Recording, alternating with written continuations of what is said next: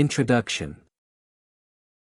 Political scientists identify two main theories of international relations such as realism and idealism.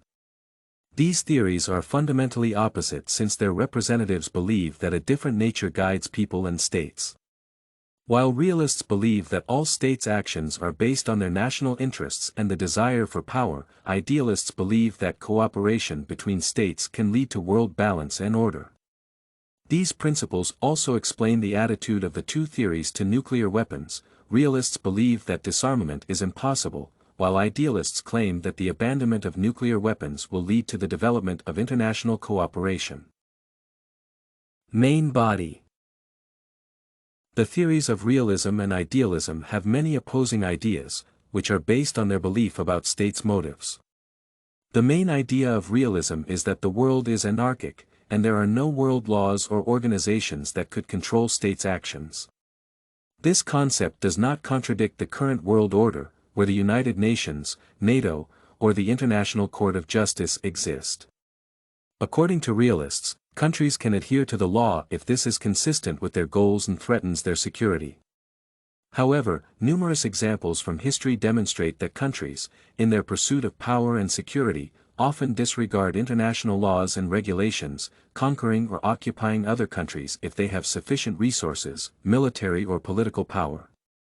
At the same time, international organizations have no real control, other than the military, to influence the situation. For example, Russia annexed Crimea in 2014, which violates international laws.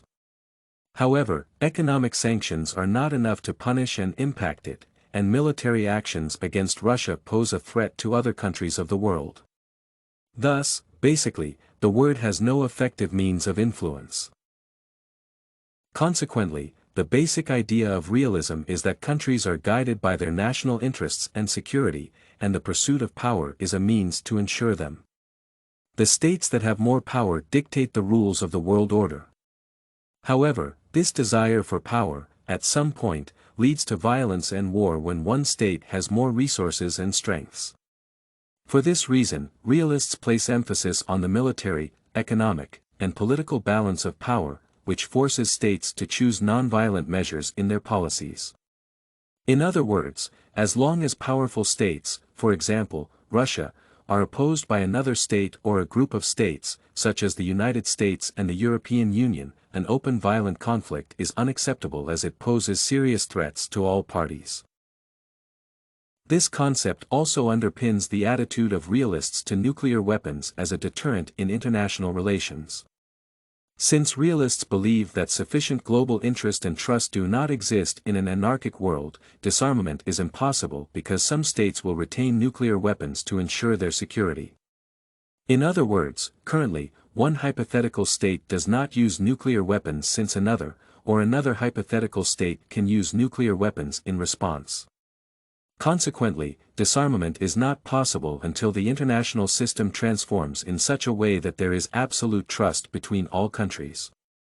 However, disarmament before transformation will lead to an imbalance of power, in which one or more countries will have military might that will force the whole world to obey its interests. The theory of idealism in international relations has an opposite view of the nature of human interaction and states' motives. According to idealists, all people have a good core that can be corrupted by bad organizations.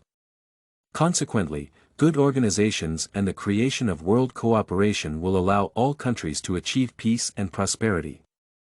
Idealists also see the system of international relations as anarchic, but in their understanding, it is a threat, not an excuse for violence and war.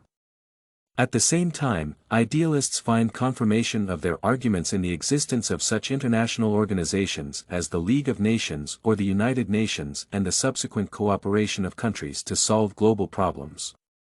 Thus, idealists believe that there is a shared global interest that will transform the world and create institutions that will reduce the system's anarchy. This approach helps to reduce violence, war, and poverty. Idealists' attitude to nuclear weapons and disarmament is also based on these principles. Idealists believe that nuclear weapons' global threat is the reason for the disarmament of all states since this will increase trust between them and is a global interest. In other words, if all countries give up nuclear weapons, trust and cooperation will increase between them. Such a step, according to idealists, will become an impetus for the transformation of society and the creation of a cooperative system under the control of international institutions. Consequently, the fundamental belief in the good beginning of all people and states makes idealists believe that disarmament is possible if all countries agree to these conditions. Conclusion.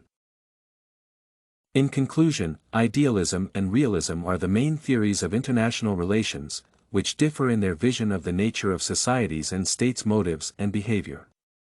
While realists believe that the anarchy of the system forces the state to pursue its goals and resort to violence for its safety, idealists claim that cooperation and global institutions can solve war and inequality. These ideas are also reflected in the attitude of representatives of ideologies to nuclear weapons. While realists believe that disarmament is impossible without transforming the system because it leads to an imbalance of power, idealists argue that disarmament is necessary to transform society.